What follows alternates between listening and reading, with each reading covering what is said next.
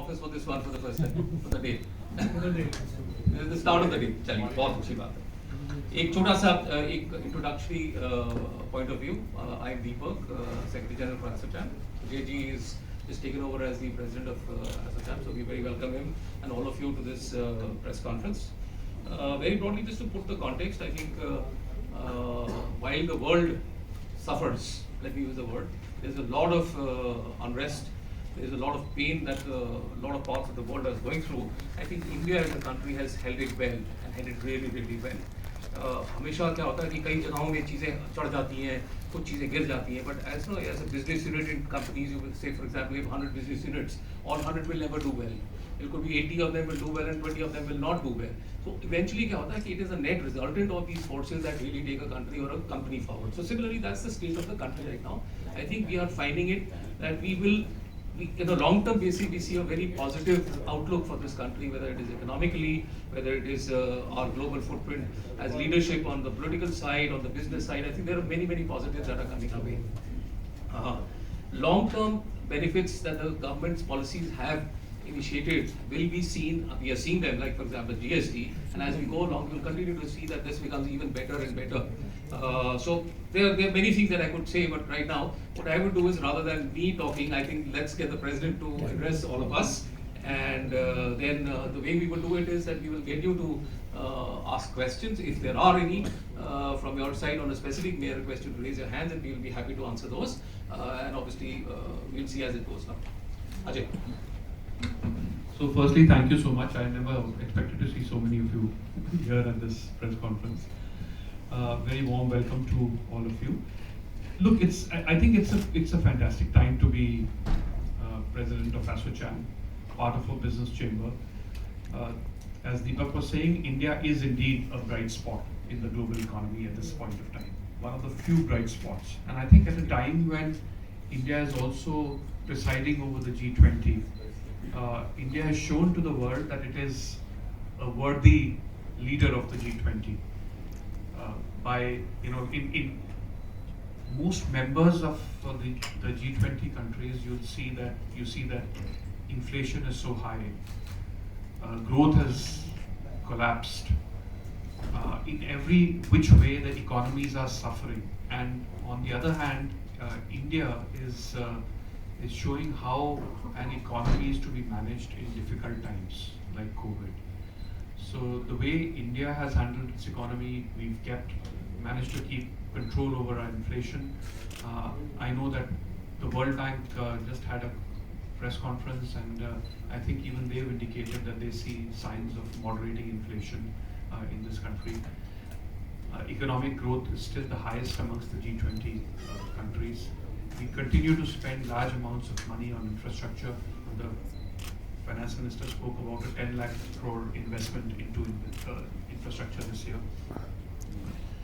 So growth is up, investment is growing, inflation is easing. I think in every which way we are a bright spot in the world. So I think indeed something for all of us to be proud of. And as far as ASSOCHAM is concerned, our job is to assist this whole process of India becoming a $5 trillion economy by 2025, India becoming a fully developed economy by 2047, India trying to attain a growth rate of 10% every year. So it's our job to assist that process by playing the role of a bridge between our members, many of whom are MSMEs. ASSOCHAM is a unique organization in the sense that it has a very large membership of the MSMEs, and that sets it apart from some of the other chambers. We have 4.5 lakh MSME members, and these members are really the lifeblood of India's economy. So the job of playing the bridge between all these people and the government of India is a very worthwhile one indeed. And so we are proud to play it. We are proud to stand by, be a part of Team India, you know, exploring new avenues of growth, new sectors, new technologies, new ways of doing things, advocating India's case around the world, trying to get more and more companies from globally to come and be a part of the India growth story. And we absolutely intend to do that. We also want to play a role in helping resolve some of the large issues that we face as a country and sometimes even as a city today. Delhi, our capital city, as you know, India is increasingly urbanizing, and we want to urbanize. We want many, many more people to come and live in cities over the next, and it's going to happen. We need to make our cities more livable. Delhi is a prime example of a city which is a glorious, wonderful city with a fantastic heritage, but it doesn't help that you know, we are called the most polluted city in the world, and for that cause, you know, ASSOCHAM wants to play a role. We have invited the stakeholders in that process, the Honorable Chief Minister of Delhi, the Honorable Lieutenant Governor of Delhi, and the Minister of Roads and Highways, Shri Nitin Gadkari, on a common platform so that we can discuss what can legitimately and realistically be done to help resolve the problem of pollution. Of course, it's a complex issue. It cannot be resolved overnight, but the dialogue between the stakeholders must start. And while these are closed-door meetings, we intend to play the role of a platform that can behave responsibly on behalf of the citizens of Delhi and the citizens of India. So we will keep picking up those causes that can benefit our city, that can benefit our country, that can benefit our members, and most importantly, that can benefit our country. So we intend to be a part of that Team Bharat that all of us are putting together, and that we are all you know, happy to help in the growth and prosperity of our country. So those are my opening comments. One quick comment I would like to make, which concerns you know, sectors like aviation, of which I am a part, and tourism and so on. Of course, you know, these sectors have gone through a very, very rough time during COVID, not only in India but globally. And you know, it's wonderful to see these sectors bouncing back. You see hotels are full, and you know, sometimes now when we try and host meetings of the sort, it's very difficult to get a space or a venue. And the previous ASSOCHAM president told me that your biggest concern not to be the hotel rooms, really, you know, when you want to do events. So so forget about the economy, worry about hotel rooms. So that's wonderful to see. And you know, while this is happening, and there is this revenge travel happening, and everybody wants to travel again, and everybody wants to be in planes, and everybody wants to be in hotels, I think these sectors are still grappling with the pain that they experienced for a protracted period of time. And in that, you know, we will be suggesting to the government humbly that you know, many of these companies were unable to pay on time statutory charges and you know, their various dues to government authorities, and for such charges we would request a moderation of you know, the charges, the interest that the government charges on such delayed payments. This is something that has come to us from several of our members to say that this remains an outstanding issue where some assistance will go a long way. And secondly, of course, our members have pointed out that while there is fantastic infrastructure build-out happening, and many of them are a part of that build-out, the issue of payments to them, timely payments to them, is still something that remains a concern. So we will certainly try and play the role of that bridge that can take some of those problems to the government of India and try and look for solutions, because strengthening these companies will actually strengthen our country, will increase the pace of growth. You know, I know World Bank spoke about growth rate of 6.3 or 6.4%. That still remains amongst the fastest in the world, but of course, as a country, we need to aspire for more. We always aspire for more. I think what this Prime Minister and this government has shown us is that you can set very large targets which seem impractical when they are first expressed, but you know, as a country, if we get together, we can actually achieve these targets. And I think it's the execution of significant and large goals which has been a hallmark of this government and should become ingrained in our system as a hallmark of our country, that we can execute large projects and do them successfully and well and on time and in an effective manner. So that's all I have to say in terms of you know, of course we, you know, briefly also of course that you know, the situation around the world. I mean, this whole Atmanirbhar program is proving to be extremely successful.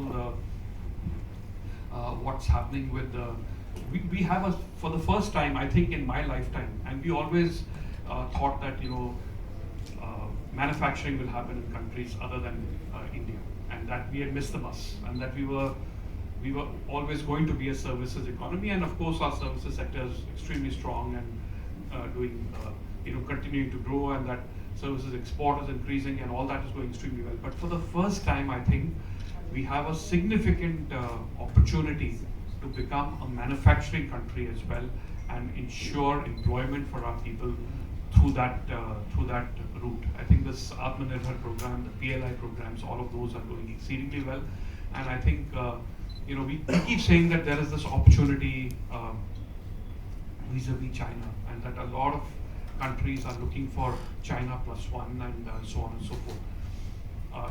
Can India be that +1? I think this is the first time when we can actually not only be the +1, we can be the one.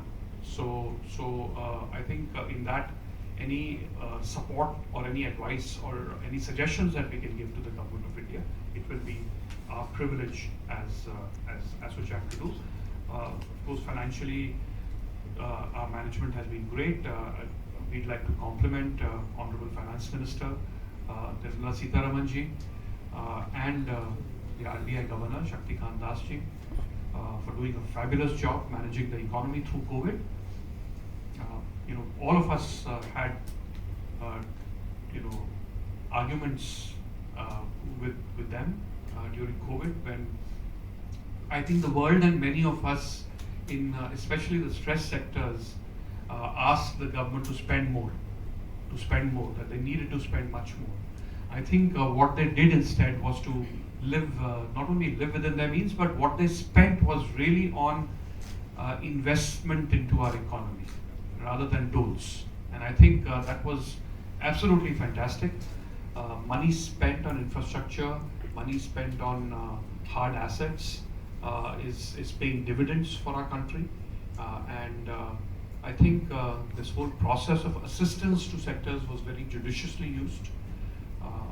So we compliment them for that, and we are happy to say that, especially to our Honorable Finance Minister, that in all those discussions, she was right and we were wrong.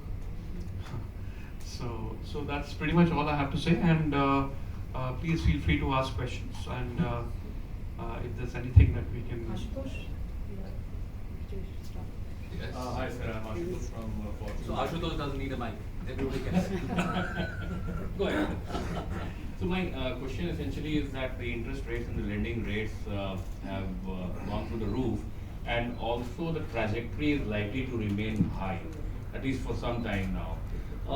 In this particular context, how this whole interest rate trajectory actually impact both private investment as well as consumption going forward in the economy? Well, you know, interest rates have gone up roughly about 250 basis points over the last 1 year. And you know, I think it has kept inflation under control. It's accounted for external shocks that we've seen in the economy. So I think RBI has done a fabulous job in the way they've managed interest rates. We do feel, however, that at this time, any further hike in interest rates is possibly going to have a somewhat adverse impact on certain sectors.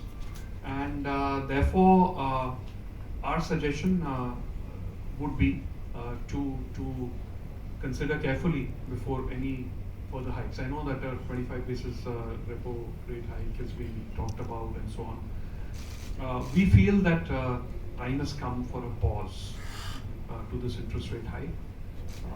Having said that, we of course compliment the RBI for doing a great job so far.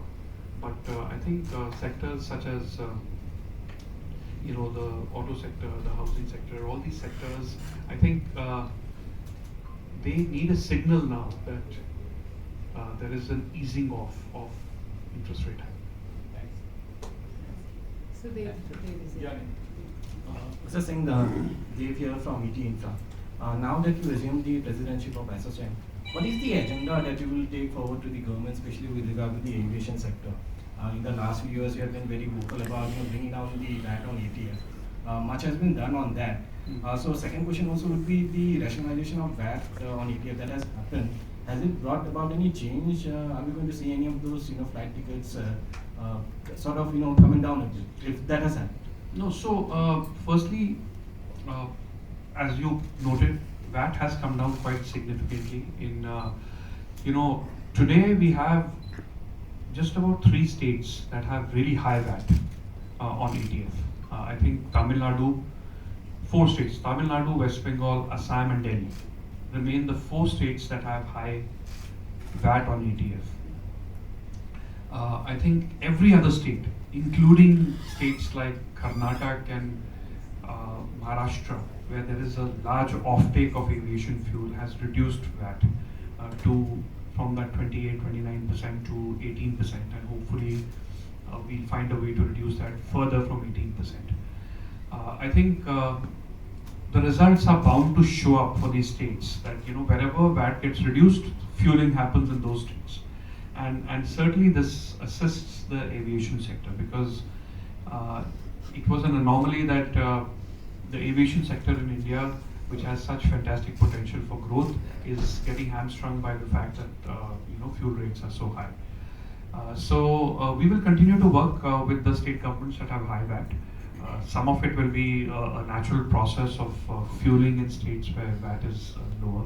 And I think I'd like to compliment the Minister for Civil Aviation, who's really made a huge effort with each of the states individually to try and get them to lower VAT. And we've seen the results. I mean, when Jammu and Kashmir, for example, reduced VAT on fuel, the fueling that was happening over there went up 6 times. So this is going to happen, and there will be greater growth in those states where there will be low VAT. Because if you look at it, the amount of money that states are collecting through VAT is actually quite low.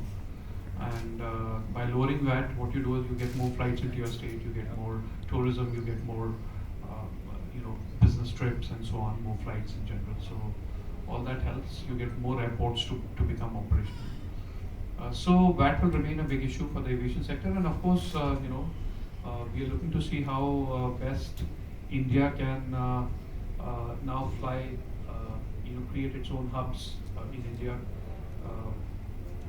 And instead of the Middle Eastern states being the hubs, India becomes a major hub for exchange of traffic between the Far East and Europe and the US and so on and so forth.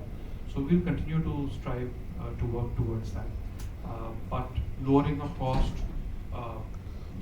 automation of process, improvement of infrastructure, and increasingly connectivity to the small towns and cities. I think that's key in the aviation space.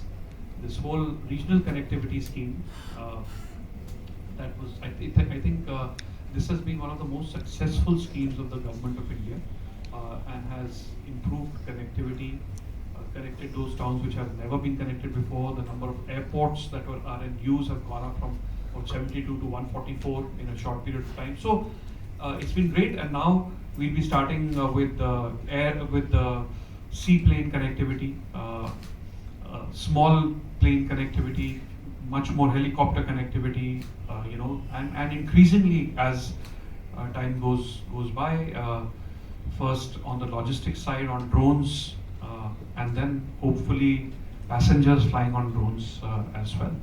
So it's going to happen. It's going to happen. It seems like a dream at this point of time, but so many of the things that have happened were dreams just a few years ago, and the pace of change is going on, accelerating really. So what you thought was possible 40 years from now probably is now possible 5 years from now. So it's going to happen, and you will see, people actually taking drone taxis at some point of time. So ASSOCHAM will play a role in promoting all such new modes of transport and travel and logistics. Sir, I'm Janendra from Deccan Herald Newspaper.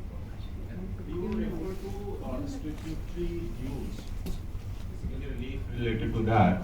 So what is the extent of dues, and what is your suggestion? How it should be spread? We haven't really calculated at an industry level what those dues are going to be. Our thought is that, look, government has already identified stress sectors to whom government has offered assistance by way of the ECLGS program and other such programs. A large number of MSMEs have benefited from that scheme. Now that the government has already identified those sectors, what we are saying is that,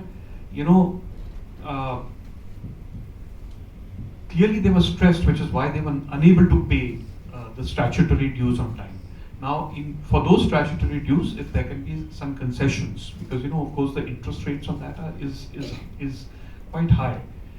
In some cases it can be 18% and 24% and so on. So perhaps one way to do it is to say that, look, please charge a reasonable rate of interest, a bank rate of interest, or a repo rate or something like that. So that it takes off some pressure of the MSMEs whom you've already assisted. So that's the thought, and we will bring it to them, and it's up to them to of course to take a call. So it's also about the large aviation companies, not just aviation. So let us not just isolate the aviation industries over here. I think it's much more than the aviation alone, because the ECGLS covers a host of companies, and therefore it would not be right because he's from the aviation, so that would not be a right comment. But I think it's a host of people. It could be high touch industry, which is hotels, restaurants, could be many more. Sir, I'm Roopshri from PTI. Yes, ma'am. Sir, you mentioned that timely payments to MSMEs remains a concern. So I'd like you to shed some light on that. These timely payments are, the outstanding dues are from government departments and PSUs. And how do you plan to impress upon the government to resolve this issue? Also, my second question is that this government is in its final year of its tenure with elections due next year. Which areas do you feel need attention in the coming year, and what kind of reforms would you like to see going ahead in the coming year of this government's last? Okay, so firstly, I think this government has shown quite brilliantly that they don't particularly care about SOPs at election time. I mean, this year, the budget, which was actually nearly an election year budget because of the large number of state elections that were happening through the year, I think the government showed that they would stay on track, that they would keep focusing on growth, that they would keep focusing on investment into infrastructure, and really we would like to see them carry on the same path. Moderate taxation, increase investment, try and improve the ease of doing business, come up with more schemes like PLI. So we would like to see that they stay on track, and we are confident that they will. They've shown this year through the budget this year, which was the last full budget that they had, that they were not going to, you know, start offering SOPs because there were so many state elections that to happen, and we fully expect that in next year's budget, which will be sort of a partial budget, that the government will stay on track. I think this government has shown, and actually the Home Minister was with us a few days back in this same venue, the day that I was taking over as president, and one of the things that he said really struck us, and he said that, you know, this government must do those things which are actually right for the people, not what they like, not really only what they want and what they like, but what are actually right for our people and for our country. So the focus, I think, will remain on those policies that that benefit the country and the people, and are not just popular policies. So we fully expect that, and I think what was your first question? So, would you like to see some big reforms going ahead, or do you foresee continuity in the government's policies in the coming year? Well, you know, firstly, there is a lot of reform happening already, I think, in many spaces, but we would like to see significantly quicker action on ease of doing business. You know, what is it that we need to do? We've come a long way. We've certainly come a long way. Our ranking was close to 150. We are in the 40s or wherever. But you know, this is a young and impatient country, and we need to see even faster growth happening. We need to see those that electronic manufacturing that move at a faster pace, that semiconductor complexes that are coming up, those coming up at a faster pace. We need to take away business and space and mindset from places like China and Vietnam, and you know, this is a country which is going to be the bright spot in the world, and we expect that the government will take significant action to boost sectors like manufacturing, to boost exports. This target of $1 trillion of exports by 2030.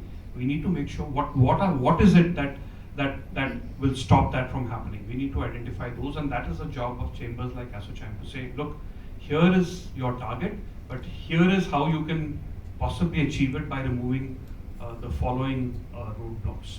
So I think it's not about a big bang reform at this point.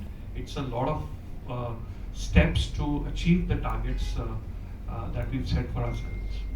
So Just to quickly add to the point over here, I think the formalization of economy is something which is very positive. I think the relationship and I would not use the word relationship, so to say, but I would say the way the states and the center engage and take over projects. And I think there's a lot of projects that have been done by the states. So there is continuity of policy, which is a good thing about this government, and that's what the industry appreciates, whether it is the Indian industry or it is the international, looking at investment. So these are the few areas that one should also talk about. I think one thing that we would like to see is a fast rollout of the 5G process. I think that would be good.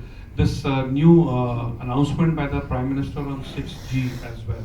I think you know, we need to remain ahead of the curve on areas like AI, on areas like connectivity, on digital transactions and so on and so forth. You know, the numbers actually are quite staggering. We've achieved some 126 lakh payment transactions in the last 1 year, which is absolutely incredible. I mean, what more can we do? Can we really export this around the world now? You know, so I think much more on technology, much more work I think needs to be done on technology, and the pace needs to be increased, and all these startups which have become the lifeblood of our growth and culture and so on. I think all those people need to be encouraged more. So my other question was on outstanding dues to MSMEs, which you raised. Yes. So I think you know, this is an issue that has been brought up to us by several of our members, and I think a significant part of those dues really are from PSUs and government agencies in the country. I think something has been done for this. in this budget there was an announcement on how taxation would be treated and how that would encourage the government agencies, PSUs and other companies to actually pay to their vendors on time to be able to avail the benefits of taxation. But I think there seems to be some issues here, and I think if we can get that cash flowing sooner into the system and into these MSMEs, and this is not to say that the agencies will not have their own issues. Of course, they have their own. They will have issues. There's a process involved and so on. But is there a way without sacrificing the integrity of the system? Can we speed up this whole process of getting payments through to the MSMEs and to vendors, not only MSMEs but vendors who are engaged in this massive build out of infrastructure that we are seeing? I think that will speed up investment and the process of growth. Namaste Singh. This is Rituraj from Mint. In the past 2 years, we have seen government expenditure, public expenditure really picking up, but private investment still is quite tepid. And the Minister also has spoken about it quite many times. So, what's your view on that, and how long do you think it will take time for a private capex to pick up? I think it's going to catch up. I think people have started to realize that this is really India's movement, and we need to seize the initiative now. So I expect that over the next 2 to 3 years, you will see a significant rise in private investment as well. And you're absolutely right. It cannot be that expenditure in the economy is largely public expenditure. The private sector has to participate, and with the environment that is being created today, with the infrastructure spend that the government is doing, with the opportunities available to Indian companies both within India and overseas, I think you will see a sharp uptick in private investment in the next 2 to 3 years. Hi, I'm Forum from New Business Line. In the recent past, in the previous quarter, we've seen that internationally, hotels and airlines have started seeing a few jitters because of the inflation. Do you see that impacting India? Because Mr. Sood said that India seems to be in a better position. Do you think that the Indian aviation industry and the hotel industry will be better positioned this fiscal? Well, at this time, it's certainly looking like it. The hotel industry certainly, is doing exceedingly well. The aviation industry has also never seen yields of the sort that we are seeing at this point of time. Of course, some of what we do is related to international travel. At this point, it's extremely strong.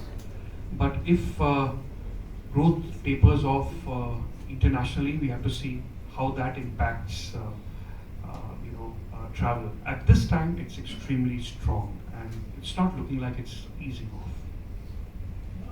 So I'll just add to the hotel side of it, because we have the aviation expert here. Not to say that I'm the expert on the hotel, but the capex, even if you start a hotel construction today, the capacity is X. Now that capacity is not going to go up very soon. So therefore, you will find this section to continue, and the demand is very, very high. And I'm talking not about the 5-star hotels, but I'm talking about across, whether these are big cities or small cities. Each hotel, each restaurant, dhabe mein chale jao, you are actually seeing people there eating and spending money and having a good time. So that's a very sound set for the sector. But one thing that we should try and do in the hotel sector, and having been part of that sector for a period of time, is the speed at which hotels are built in this country. I think that is something that we really do need to work on. The number of approvals that are required to build hotels.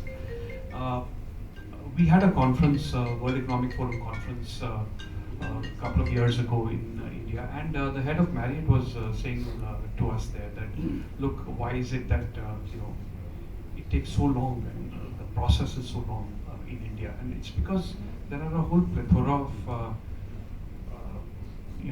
permissions that are required at the state level, environment permissions, central permissions. So we should, as a chamber try and figure out if there is a way that we can follow best international practices and shorten the process of completion of projects in this sector. You know, instead of taking the 4 or 5 years that it takes today, can we shorten it to 2 years? Or because you see today highway is being made at such a rapid pace. You go around Delhi and you know, I was at India Gate the other day and suddenly, you know, went into a road and it was a tunnel going under Pragati Maidan, and I'd never seen it. You know, I'd never seen it, and I don't know when it was built. It seemed to almost suddenly magically appear. So you know, when you can build large infrastructure at a rapid pace, why can't you do it in other sectors? So we should try and find a process by which that can happen. Hi, so you mentioned about the interest rates. So the real estate sector will get affected, as you said, the automobile sector. But are you talking, because we are hearing that the RBI could increase further the interest rates, but are you talking with them, with all the stakeholders to ensure that the interest rates are kept in check? Because otherwise it will impact. Our job is to suggest, and they have stakeholder consultations. We will offer our views, and of course they have to take everybody's views into account, and then take a call. They've done a fabulous job in handling things so far, so it's very difficult to second guess them really. But our suggestion at this point would certainly be that they should start signaling a pause in hiking interest rates. One more question from the aviation sector. All the airlines are shopping aircrafts big time, but there is a problem of pilot shortage and MRO problem in India. So what is the plan of the aviation industry to ensure that for MRO to basically create a hub in India? So we need to have the MRO and the pilot shortage addressed. I think you will see that there is already a lot of growth happening. I think in the MRO sector, again there was a taxation issue there, and again we approached the government on that taxation issue, and they have very kindly resolved those taxation issues. So you will see much more MRO capacity in this country, because firstly there is a large domestic market in this country, and secondly that you know, because of the engineering skills available here, you know, it's a natural place for global companies to actually service their aircraft. So you'll see many more MROs here, many more pilot training academies as well, and these are services that India will export. So of course that there will be periods when there will be a shortage, and then again there will be a period when there will be an excess. So this waxes and wanes, but I think there's no question that India will be a net exporter of both pilots and engineering services in the next few years. Actually, I'm going to expand that. I really do not see any sector in this country which actually will not be a very large exporter. So if you shut your eyes over a period of 10 years, I think that's a very major achievement this country will do. Mr. Singh, I'd like to ask a question. I'm Dvesh Mishra. I work for the Economic Times newspaper.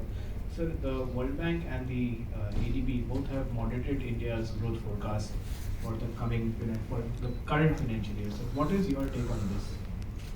Look, even with that moderated forecast, we are still the fastest growing large economy in the world.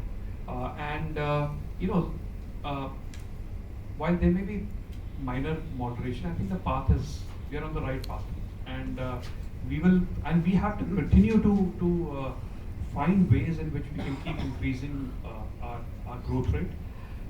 I think the government is fully seized of that fact, and are making every effort to do this. I think a few percentage points, for 0.2 or 0.1 up or down, doesn't really make a huge difference in the longer scheme of things, larger scheme of things. But I think we are doing exceedingly well. We should be proud of what we are doing. We need to together work as one team Bharat to make sure that that wherever we can make suggestions, wherever we can take those steps which will further increase the rate of growth, we should do it. Of course, we have to take into account what happens globally as well. So we'll see, you know, I think global factors will also play a role in how well India does. Just one question.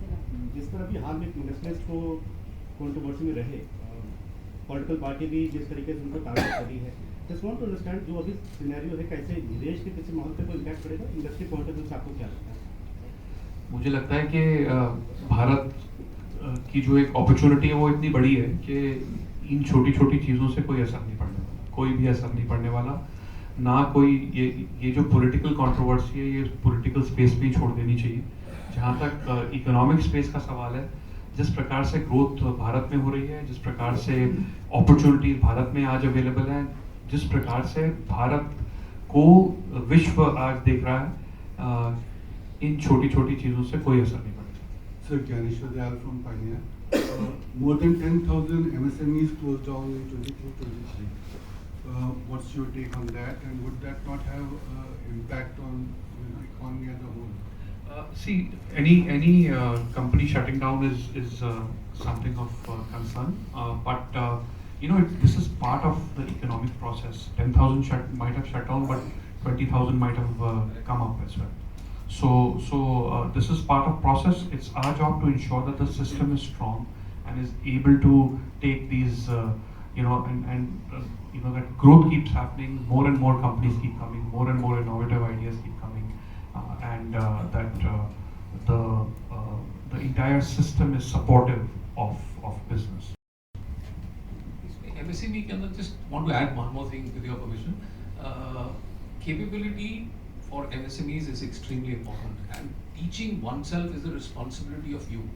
Nobody will come and teach that to you. So MSMEs also need to learn that they need to pick up the world order, build standards, quality, and stick with those. So people who will formalize, who will build those standards and work in a professional way will go the positive way. I think also, this business of export quality, this has to stop at some point of time. I think there needs to be this one quality, both for India and for export. And this is something that we are moving towards, and you will see a huge quantum jump in the businesses that companies generate when we reach those levels. Sir, जिसे directors इस बार भी कम से कम 18% की increment हुई है सरकार से ज़्यादा, जीएसटी में भी बहुत ज़्यादा बढ़ोतरी हुई, लेकिन आम लोगों को उसका डिलीवर जो है वो नहीं मिल पा रहा, और परचेजिंग पावर में भी बहुत ज़्यादा कोई बढ़ोतरी नहीं हो पाई है। तो इसलिए क्योंकि अभी गवर्नमेंट एम्प्लॉइज को भी 4% बेनिफिट दिया जा रहा है और भी दिया गया है, तो इससे क्या लगता है कि बेनिफिट क्यों नहीं मिल पा रहा, परचेजिंग पावर किस तरीके से नहीं बढ़ पा रहा? देखिए, जहाँ तक ग्रोथ का सवाल है, आप बिल्कुल सही कह रहे हैं। 18% ग्रोथ हुई है इस जीएसटी कलेक्शन में, और भारत सरकार ने मुझे लगता है कि कॉन्शियस एक डिसीजन लिया है कि जो ग्रोथ हो रही है रेवेन्यू में, उसको इन्वेस्ट किया जाए इंफ्रास्ट्रक्चर में। तो आपने जिस प्रकार से देखा 10 लाख करोड़ का इन्वेस्टमेंट आज ये इंफ्रास्ट्रक्चर में कर रहे हैं, जिस पेस पे आज हमारे रोड्स, पोर्ट्स, एयरपोर्ट्स, हाईवेज, ये सब जिस प्रकार से बन रहे हैं, इसका फायदा हम सबको मिलेगा, हमें मिलेगा, हमारे बच्चों को मिलेगा, हमारे ग्रैंड चिल्ड्रन को मिलेगा। इमीडिएट बेनिफिट कितना होगा?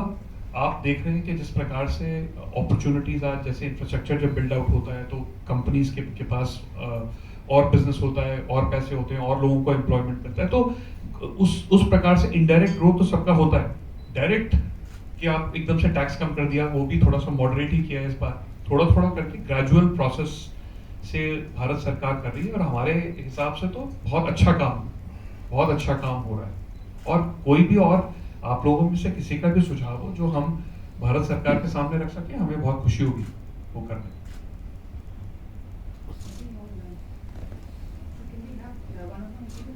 Okay, great. So thank you so much for this one. So whoever wants to